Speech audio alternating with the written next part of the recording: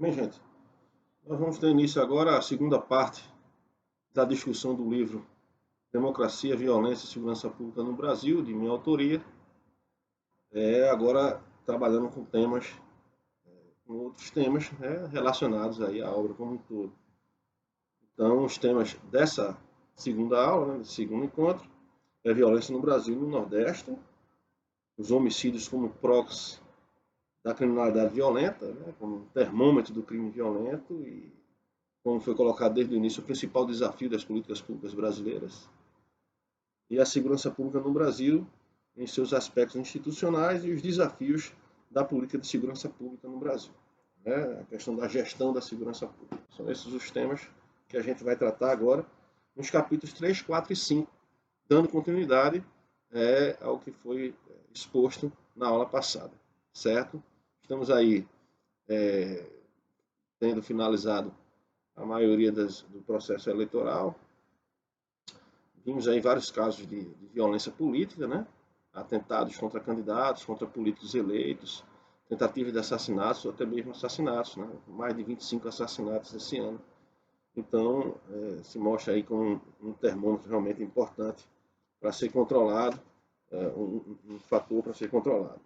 Então, e como a gente viu no capítulo 2, as políticas públicas precisam de um indicador mostrando que há um problema ali. E as taxas de homicídios entram nessa perspectiva. Então, iniciando, nós vamos iniciar aí na página 67, os homicídios e a criminalidade, a dimensão do problema empírico da democracia. Então, logo no primeiro parágrafo, nós temos: a sociedade é a criadora inaugural do crime. Este não é um conceito natural, mas sim artificial, o crime. Uma criação legal, do ponto de vista legal. Na verdade, a sociedade é quem define, em função dos seus interesses, o que deve ser considerado como um crime. No seu conceito material, e isso estamos nos reportando a um conceito do ponto de vista do direito positivo, o crime é a concepção da sociedade sobre o que pode e deve ser proibido, mediante a aplicação de sanção penal. É, pois, a conduta que ofende um bem juridicamente tutelado, merecedora da pena.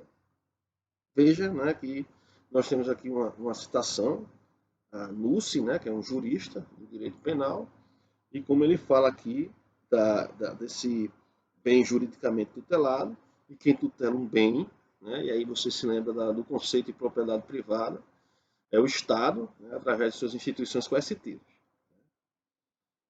Pois bem, essa discussão ela vai à frente, toda uma discussão discutindo aí os homicídios, nós temos uma discussão sociológica, citando Foucault, uma discussão jurídica, citando Nusse, mostrando aí como o conceito de crime é trabalhado nessas diversas perspectivas, mas a nossa perspectiva ela está aqui na nota de rodapé número 20, na página 68.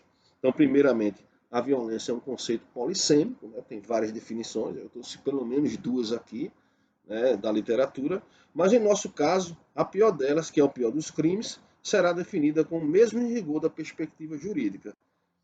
A violência homicida como fator decisivo para mensurar ou avaliar o controle social do Estado Democrático de Direito. E aí temos essa correlação com os conceitos. Então, se o principal bem tutelado do Estado, pelo Estado, é a vida, um conceito fundamental dentro do conceito de propriedade privada, o Estado Democrático de Direito, ele, para se consolidar, precisa controlar a violência. Se não há controle da violência, essa premissa básica do Estado, que é a tutela da vida, ela se fragmenta. Então, você não tem a premissa. Se você não tem a premissa, o resto vai ser fragmentado, o resto vai ser muito frágil. Como é frágil a democracia brasileira. Como muitos afirmam que a democracia brasileira está consolidada, a democracia brasileira é firme, é forte, e não leva em consideração a análise do Estado. E se lembre que a nossa disciplina é a teoria política do Estado, e não teoria política dos governos. Se subentende que a discussão teórica ela está não só nas formas de governo, mas nas formatações do Estado, que é administrado por esses governos. Certo? E aí nós temos toda a discussão aqui, os homicídios é proxy, o homicídio ele é o crime violento intencional ou as mortes por agressão, dentro do nosso banco de dados utilizado aqui.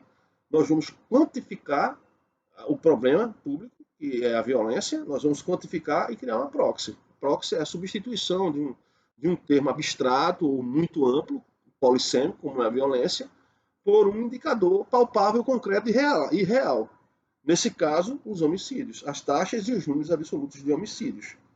E aí vem toda a discussão. Você perceber aí, o Brasil concentra praticamente entre 10% e 14% dos homicídios que ocorrem no mundo inteiro. É o país mais violento em termos de números absolutos. Veja, nós não estamos em guerra com ninguém.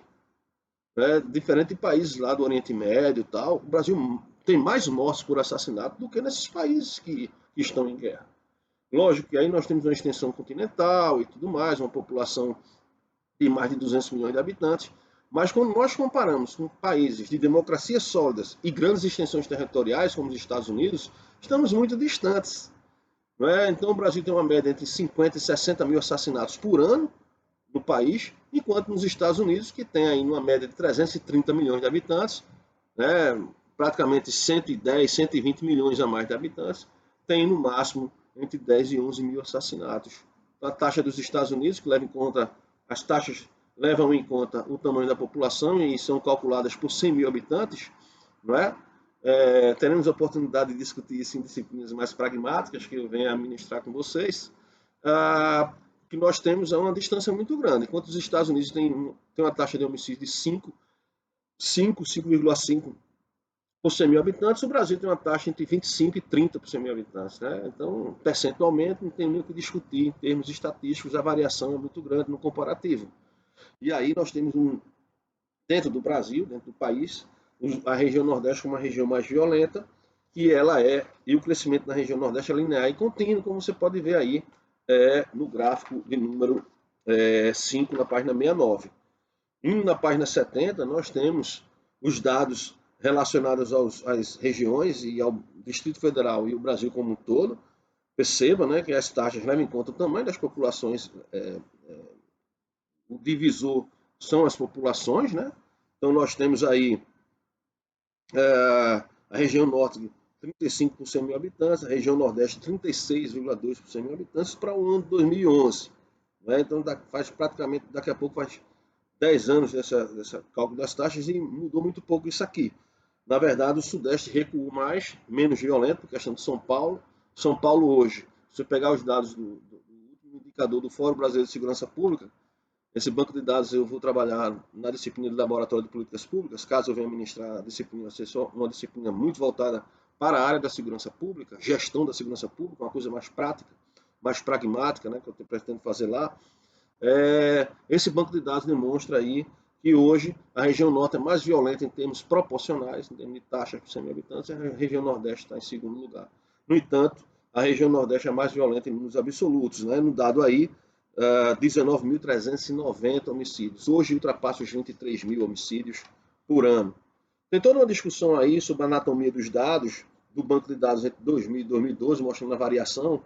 Então, se você pega essa tabela esse quadro 2 na página 73, você vai ver que aparecem poucos sinais negativos no que tange a esse comparativo. Então, a maior parte dos estados e das regiões apresentou aí, essa maior parte apresentou dados positivos crescentes, né? E o destaque que nós temos aí, nós temos alguns destaques importantes, no caso aqui do Rio Grande do Norte, né, um crescimento nos números absolutos de 337%, na variação da população 275,7%, o Pará também apresentando dados de variação muito alto. Então, se você for perceber aqui, os indicadores que mostram maiores problemas em termos de variação percentual absurdamente alto, são as regiões norte e regiões nordeste. Coincide com uma série de fatores aí, né? Crescimento do crime organizado, esse processo de migratório do crime do Sudeste para o Nordeste. O Sudeste consegue controlar mais, principalmente São Paulo, dentre outros fatores em São Paulo, que eu não vou tratar aqui, e há um crescimento na região Nordeste da criminalidade. A criminalidade cresce de forma avassaladora na região Nordeste.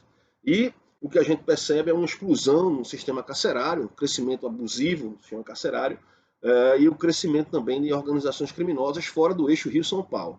Né? Antes você tinha uma hegemonia do PCC, do Comando Vermelho, e você passa a ter sucursais e novas quadrilhas rivais, são muitas quadrilhas rivais na região Norte e Nordeste, que vão potencializar os homicídios. Né? Artigo recentemente publicado pelo meu amigo e colega Luiz Flávio Sapori demonstra que a maior parte, em torno de 30% de motivação de homicídio, ocorre por tráfico de drogas. Ou seja, o tráfico, quanto maior a ocorrência de tráfico, maior a tendência de você ter homicídios. Então, controlar o tráfico é importante, mas a política ela tem que ser uma política muito inteligente. Uma política voltada para prisões qualificadas, uma política voltada para o estrangulamento financeiro das organizações criminosas. Né? Essa história de você entrar nas comunidades metendo bala para tudo quanto é lado não resolve, certo? Temos que ter um controle sufocando a parte financeira, evitando que armas de fogo de grosso calibre cheguem na mão dos marginais, acabando com a organização financeira dos grupos criminosos, que muitas das vezes usam de laranjas em empresas lícitas, empresas que funcionam ali licitamente, mas o dinheiro é lavado vindo do tráfico de drogas. Né? Já vimos essa história por aí. Então, temos o envolvimento de políticos e tal. O crime no Brasil hoje se tornou algo muito sofisticado. Não é à toa que o filme Tropa de Elite 3 não aconteceu.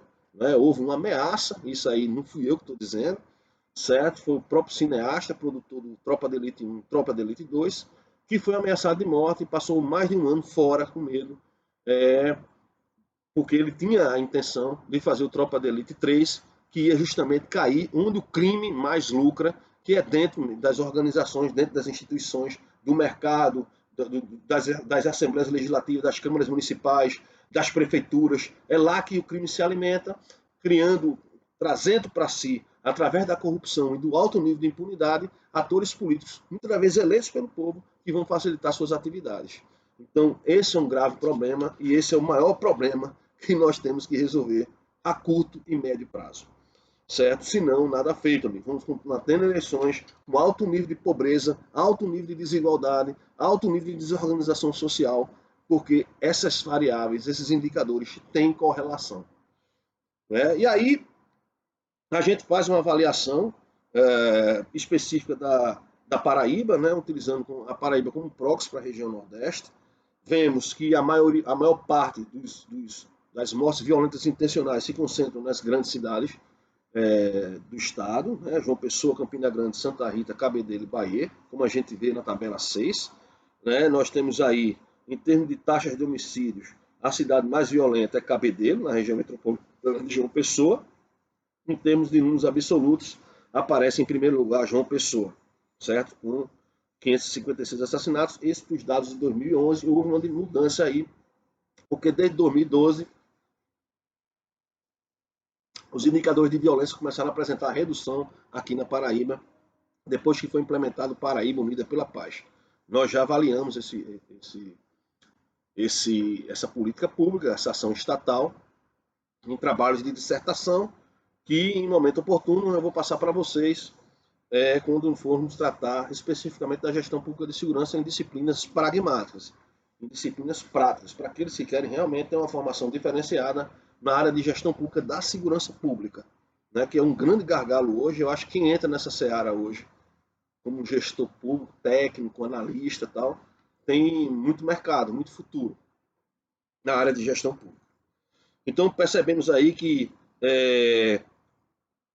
houve aí em 2011 na Paraíba em torno de 1.600 assassinatos, dos quais 1.007 ocorreram nessas 5 cidades, né, dos 223 cidades que temos no estado. A maior parte desses homicídios, eles têm como vítima homens do sexo masculino, né, de baixo nível de escolaridade e de faixa etária juvenil, né, entre 18 e 24 anos. Aqui nós trouxemos a diferença das taxas, né? Imaginar que enquanto a taxa por 100 mil habitantes da Paraíba, desses 5 municípios, né, ela foi de 71,86, quando nós focamos apenas no sexo masculino, foi para 140,8 homicídios por 100 mil habitantes. Então, potencializa muito, né, o sexo masculino. O sexo feminino, 10,3. Né? Então, nós temos aí, nessa tabela 8, descrevendo essa questão, certo? Na tabela 7, nós temos a questão do gênero, né, no sexo masculino ou feminino, e a grande maioria atinge justamente aqueles que do sexo masculino. Nós não temos indicadores tratando de questões de gênero do ponto de vista do nome social, né, da questão de gênero mais sofisticada, né, LGBT, trans, essas coisas. Não tem no banco de dados oficiais, certo? É algo que o gestor precisa se preocupar, porque existe sim uma violência por ódio, uma violência por questão de gênero e até por questão de raça, mas que precisa ser mensurada melhor. Porque como nós temos que a maior parte dos assassinatos na cor da pele parda, que vocês forem ver aqui, como a gente pega aqui na tabela, no gráfico 8, a maior parte, na tabela 11, mais interessante, cor da pele e homicídios nas 5 cidades. A gente vê que a maioria é parda. Você tem poucos dados ignorados em relação ao todo, mas a maior parte se dá na parda. Não tem negra. Perceba. O que é um negro nesse indicador do IBGE? O negro é a soma do pardo com o preto. Veja que cor preta é irrisório, o número é muito baixo.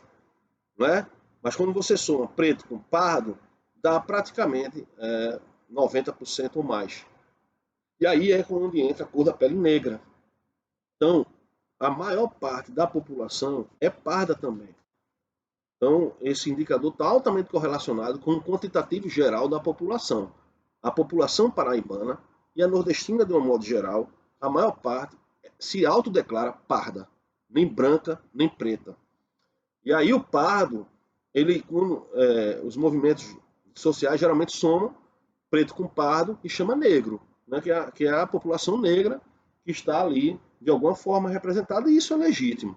Agora, entre isso e saber se aquele assassinato provocado foi por questão de ódio racial ou foi por outras motivações, por exemplo, como tráfico de drogas, precisa de um melhor trabalho em cima desses bancos de dados, e nós não temos isso, certo? Nós temos, e vai depender muito das investigações.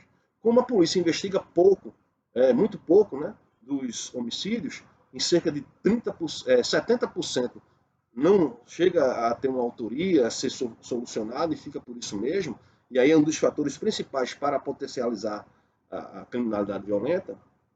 Você muitas das vezes não sabe qual foi a motivação. Pega aqueles 30% e naqueles 30% você tem, dentro daqueles 30%, a maior parte, em torno de 1/3 dos assassinatos, tem ligação com o tráfico de entorpecentes. Não é?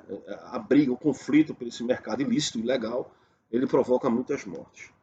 Mas, enfim, a questão de gênero fica fica difícil de você avaliar. Aí existem algumas organizações da sociedade civil, algumas ONGs, que tentam contabilizar isso, mostrando que aquele homicídio ali foi provocado por ódio de gênero, de raça, certo? Mas são dados que sofrem muito porque dependem muito de investigação de campo e muitas das vezes as ONGs não têm a estrutura adequada para isso. Pois bem, a escolaridade, baixa escolaridade, né, como já apontei, o estado civil, a maioria é solteiro, então são jovens do sexo masculino, com baixo nível de escolaridade, baixo nível de renda, são solteiros, né, eles estão mais suscetíveis a arriscar, são mais suscetíveis a consumir drogas e álcool. Então, tudo isso aí são potencializadores. E engraçado é que essa alta correlação com esse perfil socioeconômico, ele tem também uma relação com acidentes violentos de trânsito. A maioria que morre, principalmente de moto, são jovens com essas mesmas características. Arriscam demais e terminam morrendo de forma violenta. Ou por homicídio, né, numa confusão, numa briga, ou num acidente, geralmente depois de ingerir bebida alcoólica e droga. Certo? Geralmente, não todas as vezes. Certo?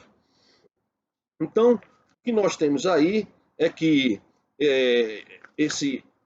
o homicídio, empiricamente, nós sabemos o perfil da vítima, nós sabemos quais são as principais causas, Nós sabemos, nós fizemos testes estatísticos, como vocês vão ver aqui, a questão mesmo da pobreza e da desigualdade. Nós fizemos testes estatísticos nesse sentido. O último trabalho que eu publiquei, o ranking da violência nas cidades brasileiras, cidades com 100 mil habitantes para mais, né, em torno de 299 cidades, em torno não, 299 cidades precisamente, das mais de 5.500 que o Brasil tem, as 10 cidades mais violentas também apresentavam indicadores socioeconômicos ruins em relação às 10 menos violentas. Então, aspectos socioeconômicos eles importam, mas não determinam. Porque, por exemplo, na região Nordeste, aí eu já falando da minha tese de doutorado, houve uma melhoria em 10 anos, entre 2000 e 2010, que foi o foco principal da minha análise. Eu defendi em 2010 essa tese. Houve uma melhoria em praticamente todos os indicadores socioeconômicos, né? Foi um momento muito expressivo da política social e econômica do país naquele período, né? Governos que investiram bastante nas políticas sociais, diminuiu bastante a extrema pobreza e a pobreza, mas, sobretudo na região Nordeste, que foi o que recebeu mais atenção do governo naquele período, e a violência estourou naquele mesmo período. Então, ao mesmo tempo que às vezes a gente apresenta relação de causalidade, pobreza e desigualdade com a violência, em outros tipos de análise a gente vê que não, muitas das vezes não tem relação. Então, o que importa para controlar a violência? Segurança pública. É o que importa, certo? Vamos dizer assim que aspectos socioeconômicos são importantes também, mas sem segurança pública, você pode investir como gestor público rios de dinheiro em questões sociais e você não vai conseguir controlar a violência.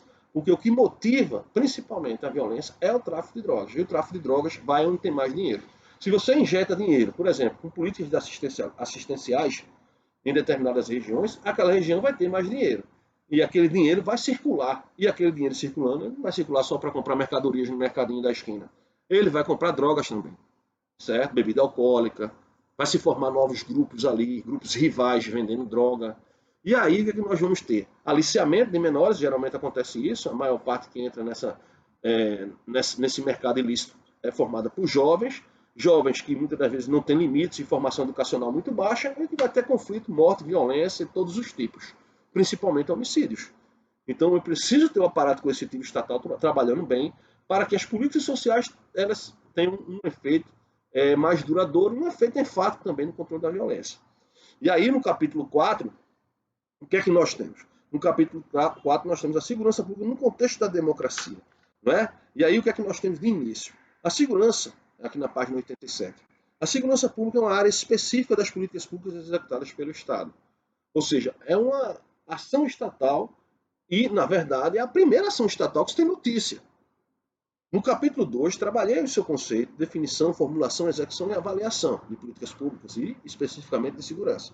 De toda forma, no contexto da democracia, as políticas públicas são resultado de decisões políticas deliberadas através de uma teia de interesses.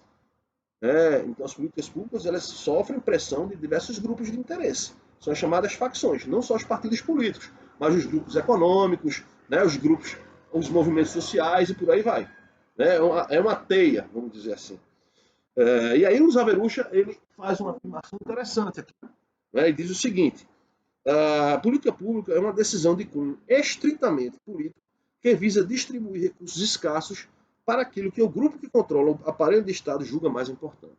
Então, o grupo que está no político também vai, o grupo que está no poder político também vai trazer suas opiniões, suas ideologias para dentro dessa sistemática, certo?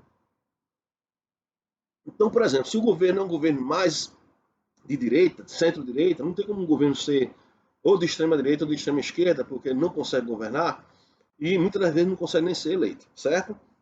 Então, governos de centro-direita tendem a investir mais em políticas de repressão, certo? Isso não tem problema, desde que a repressão seja qualificada, bem desenhada e bem administrada. E os de centro-esquerda, de prevenção, certo? Ou seja, procura evitar que haja aí mais investimentos em políticas mais duras. O que é que eu vejo, particularmente? Que ambos os lados têm razão e o que a gente precisa fazer é um equilíbrio entre as duas coisas. Nós precisamos ter boas políticas de prevenção para evitar o conflito, inclusive da polícia com os indivíduos suspeitos de crime, como políticas de repressão qualificada, porque existem sim, como a gente viu lá na teoria política clássica e moderna, que existem indivíduos que não estão motivados a respeitar as leis, se não houver espada, se não existir espada, não é como assim? Então é aquela discussão que a gente tem lá desde a modernidade. E aí eu preciso sim de políticas que mostrem que o Estado está ali, ao mesmo tempo que ele vai garantir direitos, que é o Estado de Direito, ele vai também pressionar, ele vai exigir obrigações por parte dos seus indivíduos. Né? E aí é a formatação importante. Aí você tem uma discussão baseada em Sapori, né? Democracia e violência têm caminhado juntos na história recente do Brasil, eu concordo plenamente, e não é caminhada juntas. Né? Eu acho que enquanto a democracia eleitoral ela avançou, em termos de tecnologias, em termos de pluripartidarismo, em termos de acesso à informação, internet agora sendo uma área aí bem difícil e tal, nunca diz respeito à violência, ela explodiu. Ela explodiu. Não é? Quando você vai analisar os dados concentrados no Brasil, você vai ver uma certa tendência de crescimento, mas muito amena ali. Mas quando você tira a região sudeste, como tem São Paulo, que conseguiu controlar a violência por vários fatores, você tem uma inversão muito grande. A curva ela é muito acentuada. A curva é muito acentuada. Né? Quando você pega a região nordeste, você tem um formato de X, né? Quando você compara Sudeste com Nordeste, quando um cai, o outro cresce. Nordeste, a região Nordeste crescendo. Então, eu concordo em parte com a assertiva de Sapori, mas há incompatibilidade entre a democracia e a violência. Porque a democracia, como nós discutimos, ela não é a vontade geral, a vontade da maioria, como os marxistas pregam, né? Como os defensores da visão clássica e radical da democracia, que o que deve prevalecer é a vontade da maioria, que na verdade que isso aí é tirania da maioria, como discutimos lá na teoria clássica e moderna, principalmente na moderna, né, que vai se tratar muito dessa questão da tirania da maioria. Então, o que nós temos é a democracia. Democracia é um conjunto de instituições que devem promover eleições livres, limpas, pluripartidárias, periódicas, com direito à alternância, institucionalizadas, com a ampla cidadania adulta, né, inclusiva, aquilo que o Robert Dahl colocou em poliarquia, ou seja, mecanismo de contestação e de inclusão, né, aquilo que eu coloquei aqui no capítulo 1º do livro, e controle civil sobre as Forças Armadas, então, espaços reservados no processo de transição da ditadura para a democracia, que preservam o poder político das Forças Armadas, maculam a democracia. Ponto final. Não tem essa história de ser contra militar ou a favor de militar, mas sim a função das Forças Armadas em ambientes democráticos. Então você tem democracias eleitorais com a presença das Forças Armadas que vão decidir em cima dos interesses daqueles que foram eleitos. Então são questões teóricas que precisam ser verificadas empiricamente, sim. E aí o que é que acontece? A segurança pública entra de uma forma decisiva aí. Primeiro, porque o aparato coercitivo estatal é responsável pelo controle da violência e pela garantia do bem tutelado, que é a vida, como Núcio coloca. E, por outro lado, você tem a questão da própria garantia institucional do funcionamento das eleições, que sem segurança pública você não tem isso funcionando de forma adequada. Muitas das vezes você tem até uma eleição relativamente pacífica do ponto de vista do voto, mas nas periferias, né, nas comunidades que a maior parte do povo brasileiro vive, você tem pressão de grupos criminosos para que se votem A ou B, que vão ali defender os interesses desses criminosos dentro das arenas de representação, que é muito perigoso. Né? Veja bem, no Rio de Janeiro, por exemplo, os últimos 5 governadores eleitos pelo povo foram presos, envolvidos com milícias, envolvidos com grupos criminosos perigosos. Nós temos hoje, né, um problema do envolvimento do filho do presidente da República são acusações, né, ainda no âmbito da justiça, mas acusações sérias do ponto de vista do envolvimento com milicianos. Então nós temos problemas sim aí que precisam ser analisados friamente, sem você vestir uma camisa partidária e tal. Se você fizer isso, você deixa de ser gestor público técnico, né, para ser um militante político. Né? Você deixa de ser um cientista para ser um militante. Então nós temos problemas nisso aí. A violência cresceu, não obstante a democracia eleitoral ter amadurecido muito, tecnicamente falando. Então nós temos uma eleição hoje robusta, tecnicamente avançada, nós conseguimos no mesmo dia ter o resultado eleitoral, mas temos sérios problemas na segurança pública que muitas das vezes inviabiliza a própria democracia. ou torna a democracia uma democracia de baixa qualidade, baixo nível, como é a democracia brasileira, uma democracia intermediária em relação às democracias avançadas. Né? Então, isso tem um problema de transição da ditadura para a democracia. Então, como nós temos na página 89, nos dizeres do professor Glaucio Soares, foi meu orientador no doutorado, ele diz o seguinte: o Brasil viveu um obscurantismo de 21 anos, sem transparência, durante os quais as várias polícias e os bombeiros foram forças auxiliares do Exército. Esse período deixou uma estrutura funcional da segurança pública desligada dos governos estaduais e municipais. Porém, essa é uma visão a partir das polícias. Durante o regime militar, os governos estaduais e municipais também se estruturaram de maneira a deixar a segurança pública de fora. Se, por um lado, as polícias, o sistema penitenciário e o judiciário se organizaram para viver sem o Estado nem os municípios, os estados e municípios também se organizaram para viver sem eles. O que seguiu foi um caos organizacional e institucional. A segurança pública solta e corporativista, com uma revinculação difícil aos governos estaduais, de estrutura arcaica, que insistiu em colocá-la dentro de secretarias de justiça. Então, esse processo ele não foi superado. Então, como nós percebemos aí na leitura, a própria Constituição ela não conseguiu superar o período anterior, quando o assunto foi segurança pública. Manteve praticamente a mesma estrutura, não obstante a polícia militar ter sido, até o golpe de 64, uma polícia aquartelada que, vez por outra, que era acionada. O que fazia o serviço de polícia ostensiva de rua era uma guarda civil fardada. E a polícia investigativa era uma polícia dentro da mesma polícia. Era uma instituição só que fazia o ciclo completo. Com o golpe militar, dividiu-se os ciclos. E a Polícia Civil, né, surgiu a Polícia Civil, que passou a ter menos prerrogativas, principalmente ostensivas. Como a Constituição não resolveu o problema de regular as regras dessas polícias, a Polícia Civil passou também a fazer polícia ostensiva e a Polícia Militar passou a fazer investigação e inteligência, que não são funções delas. O processo que começou a se discutir na Assembleia Nacional Constituinte era um processo no qual se tinha como intuito reunificar as polícias numa polícia apenas, desmilitarizando-a, mas isso não aconteceu, muito pelo contrário.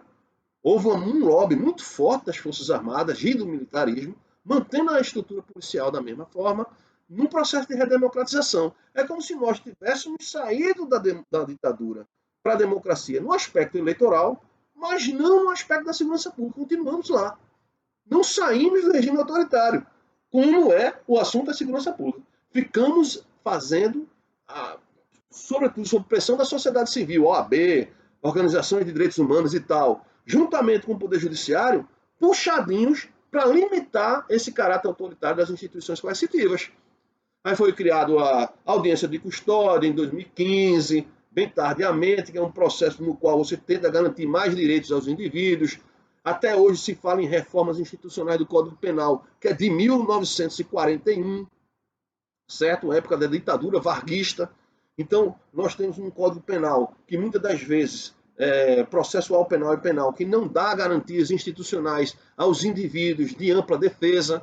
Então, toda vez o advogado tem que pegar a Constituição e o Código Penal e trabalhar com os dois juntos para poder garantir a ampla defesa. Então, a grande maioria que não vai ter acesso a esse advogado e a Defensoria Pública, que sempre é deficitária, vai ter dificuldade de se defender por uma acusação de crime, tá certo? Não existem instrumentos como nos Estados Unidos, que é o plain bargain, que é um dispositivo utilizado para crimes de baixo potencial ofensivo, né? Então, são questões aí que a gente trata do ponto de vista conceitual, teórico e empírico, que não foram trabalhados, que não foram superados da época da ditadura militar. E aí nós temos o quê? Uma segurança pública muito mais voltada, como eu coloco aí, para o confronto, né, para o distúrbio, para o conflito, do que para a administração dos conflitos, né? O que é que deve ser feito por instituições coercitivas democráticas. Então nós temos instituições coercitivas muito mais autoritárias do que democráticas. Não é à toa que todos os dias saem na imprensa casos de tortura, casos de violência policial. A polícia brasileira mata bastante, e aqui eu não estou querendo dizer que que é uma polícia assassina, mas na verdade é uma polícia que está muito mais disposta ao confronto do que a administração de conflitos. Né? E isso aí precisa ser superado, como eu coloco aí. Então, na página 95, nós temos a explicação do que eu acabei de falar, né? Desse desenho institucional da polícia militar, né? Que vai ser mantido na conjuntura pós-ditadura. Então, na página 95, antes do golpe militar, em 1964, as PMs eram polícias aquarteladas e voltadas para questões de segurança interna. No período militar, as PMs passaram a agir na segurança pública, uma segurança voltada para a defesa do Estado. Os constituintes não superaram essa mudança e mantiveram as prerrogativas militares numa área fundamental para a qualidade da democracia brasileira, que é a sua segurança pública. Então, é somente em 1969 que ocorre a fusão entre as guardas civis e as forças públicas dos estados, por meio do Decreto-Lei número 667, modificado pelo Decreto-Lei 1072 de 69, ou seja, através de decretos da época da ditadura militar, que extingue as guardas civis e institui as polícias militares estaduais com competência exclusiva pelo policiamento ostensivo. Antes dele existia a PM como uma polícia aquartelada, utilizada para conter greves de operários, manifestações públicas e etc. Esta PM estava isolada da população e era chamada a agir em questões de ordem interna. A partir do decreto-lei, ela passa a incumbir-se do policiamento ostensivo e torna-se proibida a criação de qualquer outra polícia fardada pelos estados. Ou seja, a hegemonia da polícia militar, que não foi quebrada na época da transição, muito menos na Assembleia Nacional Constituinte, e por isso nós temos uma polícia militar com um efetivo muito maior que a polícia civil. A polícia civil geralmente é deficitária, a polícia científica, que é um braço fundamental da polícia civil, é sucateada. Como é que você vai ter investigação de homicídio com a polícia científica sucateada? Um dos motivos para a melhoria do controle dos homicídios na Paraíba foi a melhoria dessa instituição dentro da polícia paraibana, da polícia científica. Então, isso foi um problema que não foi superado, certo? Eu explico isso aí. Nós temos diversos exemplos da utilização da polícia militar junto com as Forças Armadas em questões internas, né, que é outra coisa que macula a teoria, é uma coisa empírica que macula a teoria democrática, né, que é a utilização de Forças Armadas em questões de segurança interna. Nós encontramos isso no artigo da Constituição, número 142, e nós encontramos isso nas ações, principalmente nas ações voltadas para grandes eventos no Rio de Janeiro, né? O John Rawls, né, eu cito o John Rawls na página 97, um liberal contemporâneo, ele diz o seguinte: um exército não deve ser usado contra o seu povo, o seu próprio povo. E o que eu coloco? Mas parece que o Brasil, o conceito de povo, não se insere nas comunidades excluídas do processo civilizador. Se lembra da discussão que nós tivemos sobre o conceito de povo. Não é? Povo não é só a maioria. Povo não é só as minorias. Povo não são só os pobres. Povo é todo mundo. São todos que fazem parte daquela sociedade. E no Brasil, certo, a grande maioria vive em comunidades, em periferias, porque vocês sabem muito bem, os aluguéis são caríssimos. Principalmente em cidades como São Paulo e Rio, né, que são cidades pequenas para a quantidade de pessoas que lá vivem. O Brasil é continental, mas a concentração populacional na região sudeste é muito grande. Perceba o tamanho da região sudeste em relação ao resto do Brasil e comparem em termos territoriais. Então, quanto mais concentração de pessoas, quanto mais urbanismo complexo, maior o investimento em mobilidade urbana, em habitação e tal. Quando você não tem políticas públicas nesses lugares, e não é à toa que o Boulos está no segundo turno em São Paulo, certo? Você tem uma explosão muito grande de especulação imobiliária, fazendo com que a grande maioria, inclusive pessoas de classe média, vá viver em periferias, certo? E são nessas periferias que a polícia chega com mais força, principalmente nas comunidades favelizadas do Rio de Janeiro. E aí mata-se bastante, não é à toa que mata-se bastante. E aí eu trago exemplos de ações que foram praticadas no Complexo do Alemão, no Rio de Janeiro, né, na questão do Pan-Americano de 2007, na Copa do Mundo de 2014, de como as Forças Armadas entraram para garantir a lei e a ordem, e mais recentemente, em 2018, quando o Exército assumiu a segurança pública do Rio de Janeiro através do artigo 142 da Constituição. Ou seja, o Exército tomou as rédeas do Estado com um governante que estava sem nenhuma condição de garantir um mínimo de moralidade e ética no comportamento das instituições coercitivas e da própria sociedade, onde o crime explodiu nesse período. E aí as Forças Armadas passaram praticamente um ano no Rio de Janeiro, comandando diretamente a segurança pública. Certo? Então nós temos aí esse problema, um problema genético da nossa redemocratização, que não foi resolvido e que nós passamos o tempo inteiro criando aí pressão para que as instituições se democratizem numa realidade, numa conjuntura histórica autoritária. Por fim, nesta aula, nós vamos entrar aqui, depois de explanado isso aqui tudo, e vocês vão ler e rever muito essa aula para poder aprender melhor, os desafios da democracia brasileira na perspectiva de seu aparato institucional de segurança pública, ou seja, nos critérios relacionados às garantias de direitos e controle civil sobre as Forças Armadas. Não é? Então, os desafios encontrados na página 103, os desafios encontrados pela democracia brasileira na segurança de seus cidadãos são vários e de difícil solução. Passados mais de 20 anos, aliás, mais de 30 anos do processo de redemocratização, o Brasil não superou algumas características do regime autoritário. Como vimos, as polícias são um problema sério e com vários óbitos formais e informais a serem superados. Por outro lado, a fé democrática na solução dos conflitos sociais sem derramamento de sangue não foi o suficiente. Os valores democráticos não foram suficientes. É como o Madison falava, né? Se homens fossem anjos, não precisavam de leis e poder coercitivo estatal. Os conflitos, violência e a criminalidade cresceram no período democrático. A instalação do método democrático schumpeteriano, sem um Estado democrático de direito que o sustentasse, se mostrou frágil para o controle da violência e do crime, como vimos no capítulo dedicado aos homicídios e sua dinâmica. Neste capítulo, elencaremos os desafios a serem enfrentados, sobretudo pelo Estado e suas instituições responsáveis pelo monopólio da violência, além, é claro, da perspectiva em torno dos governos como produtores, por excelência, de políticas públicas de segurança realizáveis.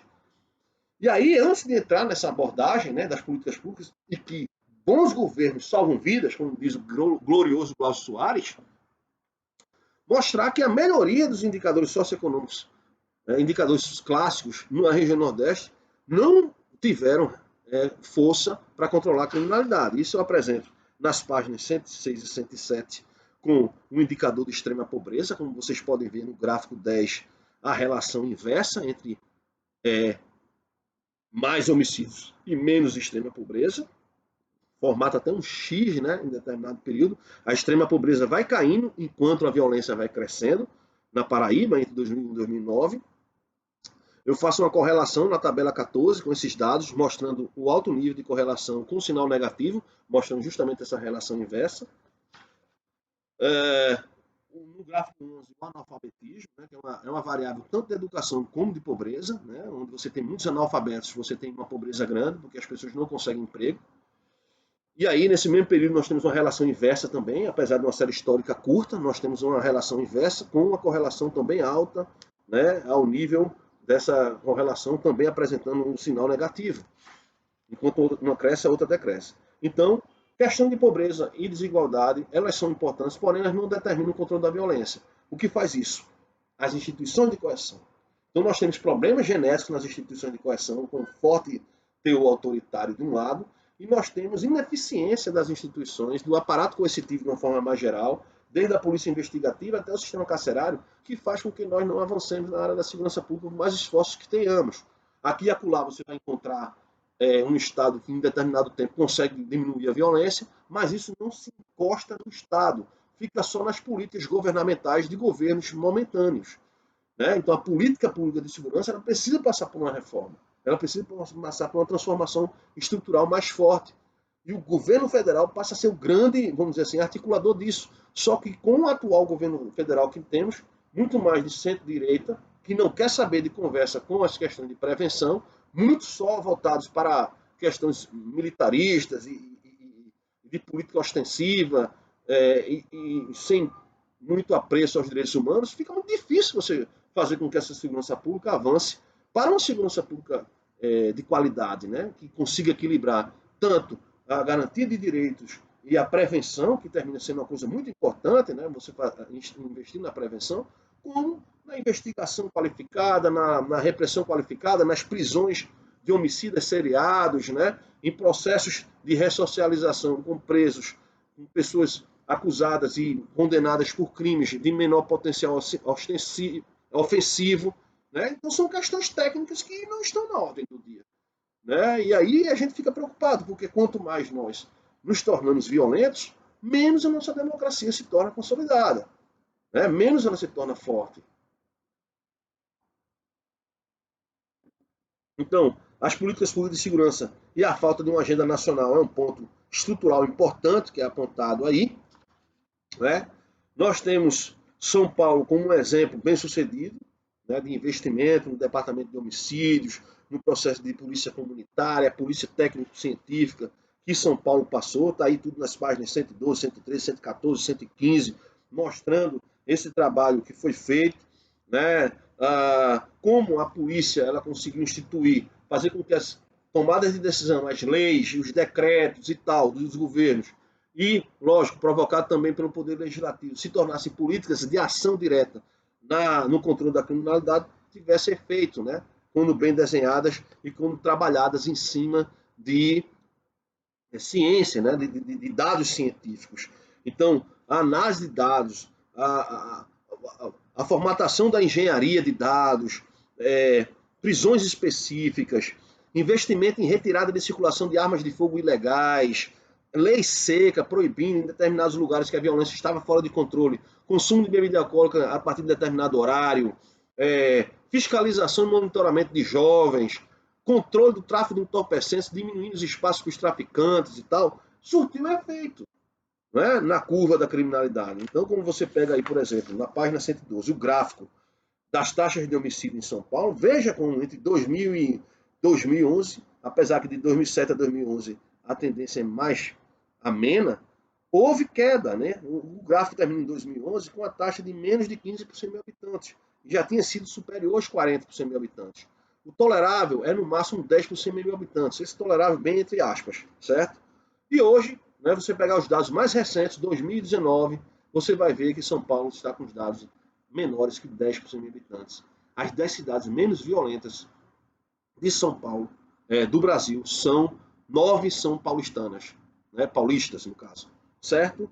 Então, o que nós vemos aí é que o caso paulistano mostra que, para a importância do Estado como administrador dos conflitos, e não como mero repositor de ações autoritárias. Então, as principais políticas exitosas foram menos armas em circulação, né, armas de fogo em circulação, essas armas ilegais, né, aprisionamento de homicidas, ou seja, tirar de circulação principalmente homicidas seriados, aqueles que já tinham mais de um homicídio nas costas, controle da variável juvenil, ou seja, houve uma redução, né, da população demograficamente falando juvenil no estado de São Paulo, uma política de restrição de bebida alcoólica em determinados lugares, né, onde a violência estava sob descontrole, e investimentos em segurança pública, gastos com a presença da Guarda Municipal em municípios populosos. Esses investimentos em políticas sociais, junto aos investimentos em políticas sociais, são ferramentas importantes que o caso de São Paulo demonstra. E muitos casos bem-sucedidos levaram isso aqui em conta, como o Paraíba Unida pela Paz, que trouxe muito dessa política de São Paulo e que Pernambuco também usou, e em um determinado período foi bem-sucedida, como eu apontei aqui no capítulo 2, para o controle da criminalidade. Então, as políticas públicas entram com força aí, não obstante termos problemas de desenho institucional que não foram resolvidos com a transição da ditadura para a democracia. Bem, então, essa segunda parte a gente encerra, né, os capítulos